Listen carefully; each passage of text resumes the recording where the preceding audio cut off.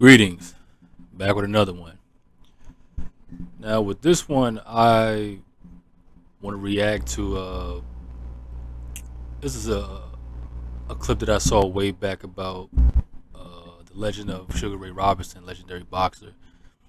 Now, when you talk about some of the greatest boxers, I don't know. Like I said, I don't really keep up with boxing like I used to, but when I was coming up, of course, you hear names like Muhammad Ali and Rocky Marciano and Ray Leonard, Sugar Ray Leonard, and Cesar Julio Chavez and Foreman and Frazier and LaMotta, guys like that. But for some reason, like when I was coming up, like Ray Robinson wasn't really a name that I heard a lot, unless you were talking about like the boxing historians, like the aficionados, like people who really know boxing history. But I'm telling you something. When I first started coming across Ray Robinson's clips, I can understand why a lot of people say that he was probably pound for pound the best who's ever did it. And it's just incredible, man, just to see the type of speed, velocity, and strength that he was able to generate in his punching power, especially for a guy his size. It was just phenomenal. But yeah, I just want to react to this and go through this with y'all. But like I said, I'm rambling as always, so let's just get going with this one. He was dazzling. You could not be better than Sugar Ray Robinson.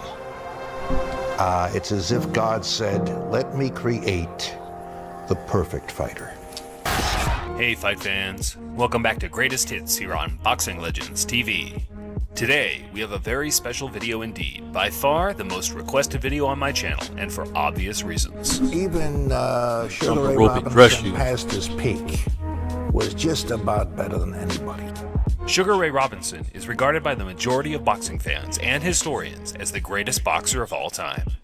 The unprecedented speed, combined with the punching power that seems almost impossible for a man weighing 160 pounds to let off. And then you tie that in with the footwork of a ballerina and a genius-level ring IQ, and you're left with pure boxing perfection. Big left hook with Gene Fuller. Angelo. What's earlier than that?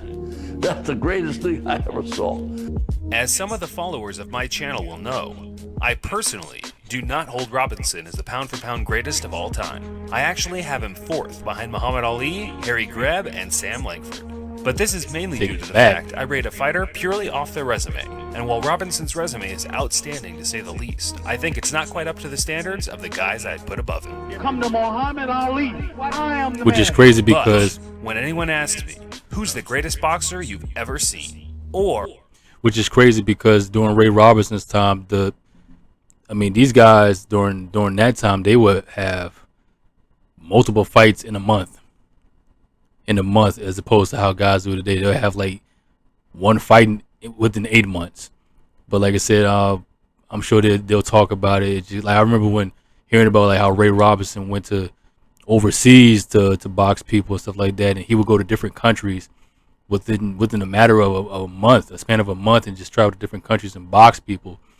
Yeah, just the scheduling and the traveling it just doesn't compare to how it was back then.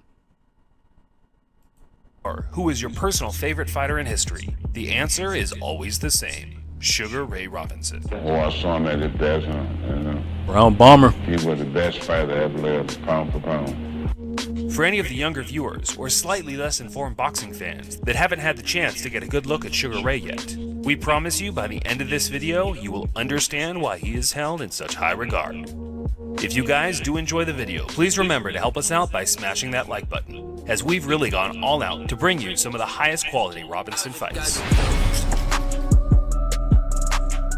Serve that nation.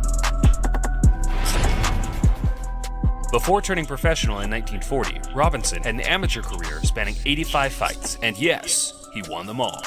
Most by knockout, scoring a staggering 69 with 40 in the first round. Not a bad way to announce yourself in the professional ranks.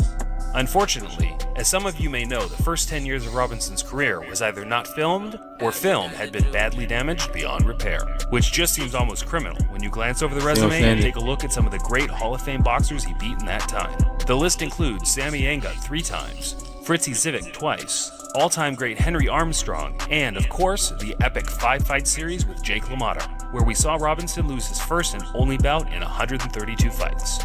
You see what I'm Just an saying? absolutely stunning number, considering the fighters he was competing against. See what I'm saying? 132 fights. You know, you have guys like Floyd Mayweather today. Mayweather had, 50 fights in his entire career. This man had like 132. I mean, that's just unheard of today. I mean, when you have guys who have that many bouts, and just the fact, and like I said, even in his amateur, when he was an amateur, what did they say, he had like 85 fights or something like in his amateur time. It's just unheard of now.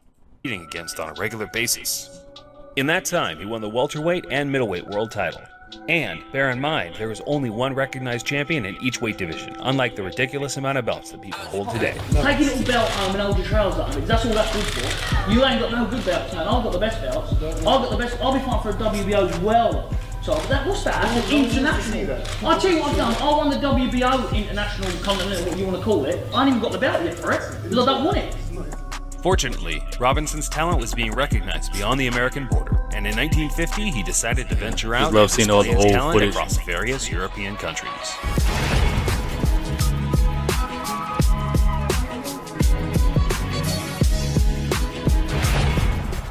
November 27, 1950, Robinson, now with a record of 118 fights with 1 loss, took on the best middleweight that France had to offer, Jean Stark. The fighting machine really gets cracking.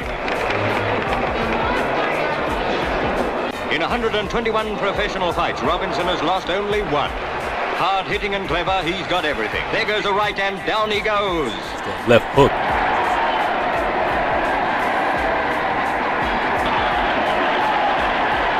He's right. But judging by what we've seen, the other guy ought to get the long end of the purse. He'll need it for repairs. December 9, 1950, just a little over a week from his previous contest in France, Robinson ventured over to Belgium where he obliterated the Dutch champion Luc Van Dam in 4 rounds. That's the trouble. And here he comes as Sugar Ray Robinson gets in a killer. Van Dam's return to action is purely technical. Just a moment till Sugar is ready. And there it goes. And Van Dam has had it. They never come up when they go down like that. Working up to the body. Just going 7 up days to the later, on chest, December going up to the 16, head. 1950, Robinson was keeping himself busy and wiped the floor with French contender Jean Walzac, this time fighting in Switzerland. If you weren't counting, that's 3 fights in 3 different countries in 19 days. Blows. See what I'm saying? Walzac It fights back, just, but there's no answer when Sugar Ray's he did young all this punching within the span of Robinson avoids. Walzac follows span with a hard less right than a to the month. stomach and whoosh! Did you see that uppercut? just the travel and the The Frenchman is game, but he's no match for the greatest fighting machine of the day. Round 6. Walzac is groggy now, ripe for the kill. A right and a left to the chin, and Walzac is down again. Before heading back to America, Yes, Robinson even- destroyed the German middleweight contender Hans Stratz. I mean, even though Robinson was a orthodox, but just the amount of power that he was able to generate, with his quick hand, as you see, as he's working, those hooks with the uppercuts and stuff like that. And he's doing that with his lead hand. He wasn't even using the power hand. I mean, just insane. In his hometown of Berlin as a little Christmas present on December 25th, 1950.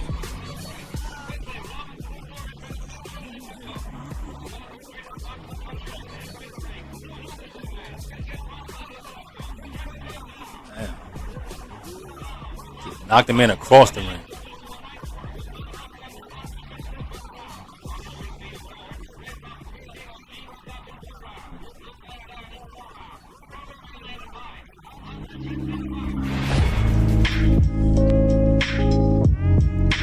Yeah, the Valentine's Day Massacre against Jake LaMotta, man. I remember seeing the footage of this Possibly one. the most standout fight of Robinson's career took place on February 14th. These guys fought like, I don't know, like the 5 current times, I middleweight think. champion of the world, Jake LaMotta, was the only man that had been able to defeat Sugar Ray to this point. He was the man that stood for the working class people of America. His style was almost like that of a street fighter. He had the will to win and a chin made of pure iron. Plus, his previous contest with Robinson had always made for good viewing up to this point. But this fight, known as the St. Valentine's Massacre, was just about one of the most hellacious beatings ever seen in a boxing ring. Robinson had one goal from the opening bell, and that was to seek and destroy. By Jake LaMotta, Robinson has got his back pocket and shot. Oh, great good left. He won the fight, and he nails it to the body. Back to it. Back up. I'll say one thing about this man, even though Robinson was just dishing all of these vicious blows to LaMotta, he was never able to knock LaMotta down. That's the crazy thing about it. Like he annihilated him in this match. But like I said, just like you said, LaMotta had an iron chin, man. He had a powerful chin. And Robinson was just not able to knock him down. It's crazy to look, the ref had to stop the fight. It's just crazy. He was never able to knock him down. That's the crazy thing about it.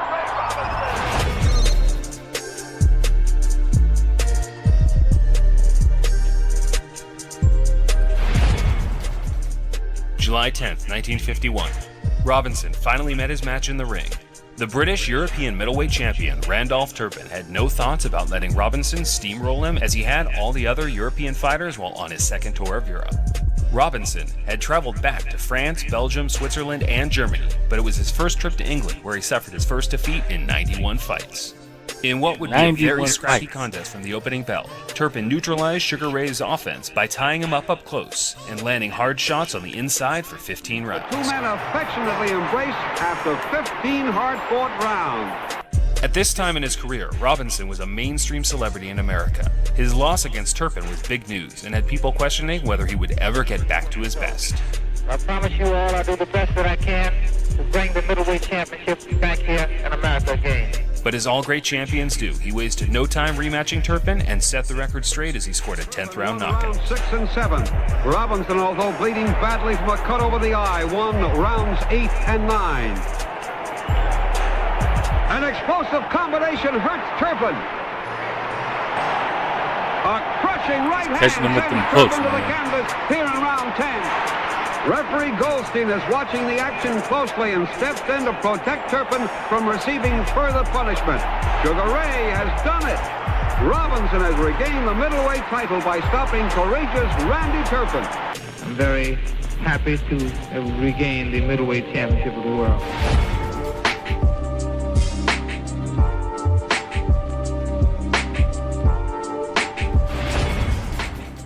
April 16th, 1952. Hall of Fame middleweight Rocky Graziano finally got the bout he'd been calling for years. Robinson dazzled him with beautiful combinations in the first 2 rounds, but in round 3 he got caught by a snapping left hook as he moved in for the KO. Robinson got up at the speed of light, and within a minute flattened the Iron Chin Graziano with one of the most devastating right hands the boxing world has ever seen. So Graziano has scored the first knockdown.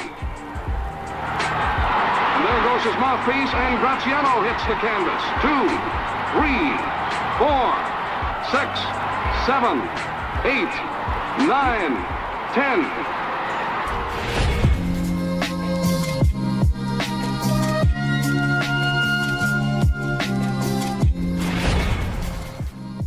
December 9th, 1955. Robinson by now was clearly not quite the fighter he'd been 10 years prior. He lost his middleweight crown in 1952 to Joey Maxim and retired to become a dancer and actor. 3 years later, he returned with a vengeance and regained the middleweight crown, once again proving he still had the speed and power to be pound-for-pound best fighter as he knocked out Bobo Olsen in the second round. In his second fight, there's a good left hook from Robinson, the supreme boxer. Yeah, like in boxing, excuse me. In boxing, I would say like one of my favorite attributes that a boxer can possess is just the ability to, sway, bob and weave, to move away from the jabs and stuff like that. I just like seeing that type of, and I would say in modern times Mayweather is probably the best I've seen like that in modern times. How he's just able to, his defense. Like I love boxers who have just a great defensive foundation when they can just move out of the way, bobbing and weaving. Just got good head work, footwork, and just really know how to maneuver their body and be able to measure the distance between strikes. Because in martial science, you have two green zones and you have a red zone. You know, your first green zone obviously would be at the furthest distance, because the further away you are, the less danger you're in. And then you have a red zone, which is in the middle, because in the red zone, that's where your opponent can generate the most power. But a tricky thing is, like, you know, another green zone is right here, point blank.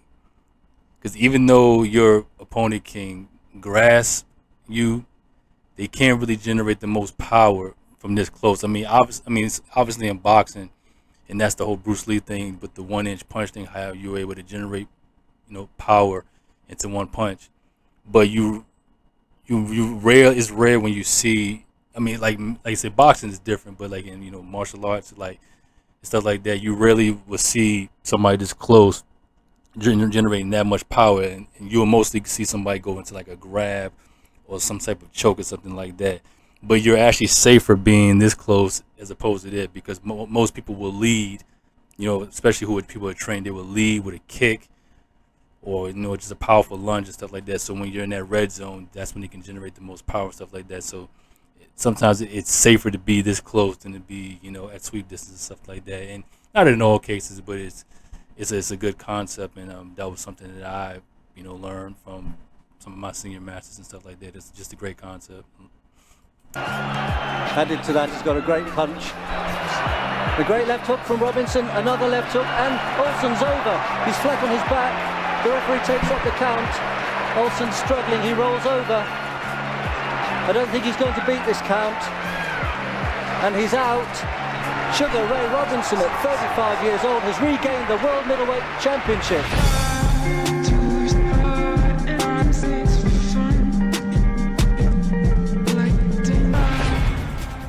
From this point on, it was clear Robinson was no longer the unbeatable fighting machine from a few years prior. But if his career would have started here, he still would have went down as one of the all-time greats. He lost and won back his crown to Gene Fulmer, scoring a knockout in the rematch that went on to be known as the Perfect Punch. His fifth-round knockout of Fulmer was called the Perfect Punch. Yeah, Perfect Punch. He was so smooth, if you do something wrong, you would counteract it. Big left hook with Gene Fulmer. What's prettier than that? That's the greatest thing I ever saw. Later, he lost and regained his title once again, this time to the hands of Carmen Basilio, in what were both great fights where both men won by very narrow decisions.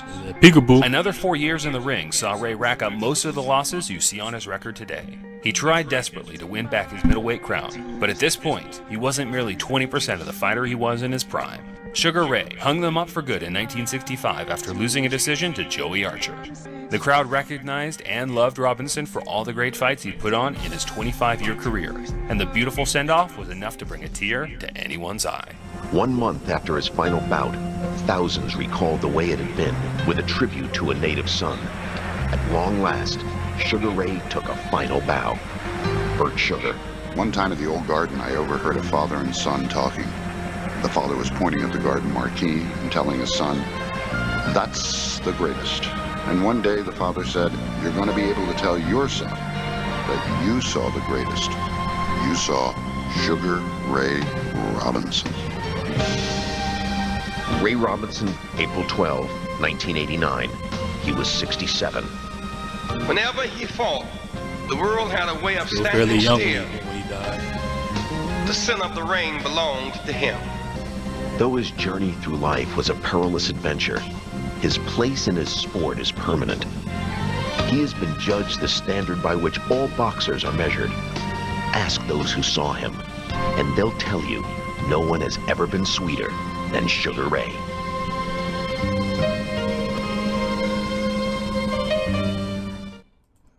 He was dazzling.